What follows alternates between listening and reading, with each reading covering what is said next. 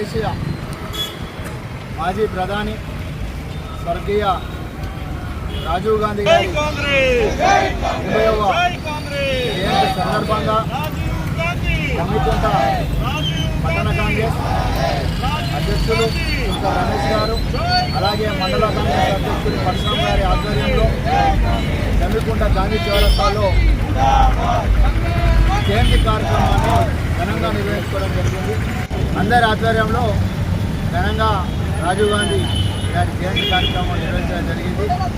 మరి రాజీవ్ గాంధీ గారు అతి చిన్న వయసులోనే ఈ దేశానికి ప్రధానమంత్రి అయి ఆనాడే ఈ టెలిఫోన్ కమ్యూనికేషన్ సాంకేతిక రంగాన్ని ఇలా మనం సెల్ ఫోన్లు వాడుతున్నామంటే రాజీవ్ గాంధీ గారు తీసుకొచ్చిన సంస్కరణలే.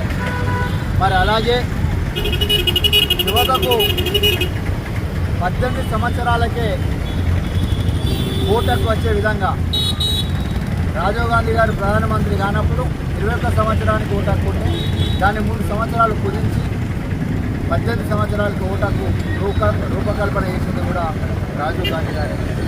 మరి రాజీవ్ గాంధీ గారు ప్రధానమంత్రిగా ఉన్న సంవత్సరంలో ఈ దేశ ఆర్థిక వ్యవస్థ పైన, అలాగే టెక్నికల్ రంగ వ్యవస్థ ఎన్నో సంస్కరణలు తీసుకొచ్చి భవిష్యత్ ఇవాళ మనం వాడుతున్న ఈ సెల్ ఫోన్లు కూడా చాలా ముందస్తు ఆలోచన దాంతోనే వాడుతామని చెప్పక తప్పదు.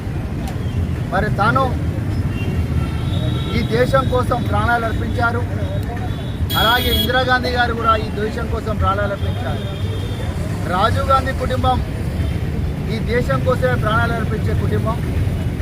ఇలా 2 సార్లు ప్రధానమంత్రి అవకాశం వచ్చిన మరి రాహుల్ గాంధీ గారు ప్రధానమంత్రి చేపట్టకుండా ఈ దేశ ఆర్థిక వ్యవస్థ బాగుండాలంటే ఒక ఆర్థిక వ్యక్తి ఈ దేశానికి ప్రధానమంత్రి అయితే దేశం ఎంతో పురోగతి సాధిస్తారని చెప్పి మన్మోహన్ సింగ్ గారిని ప్రధానమంత్రిగా చేశారు. త్యాగాల కుటుంబం, ప్రాణాలు అర్పించిన కుటుంబం ఏదైతే ఉందో రాజీవ్ గాంధీ గారి కుటుంబం.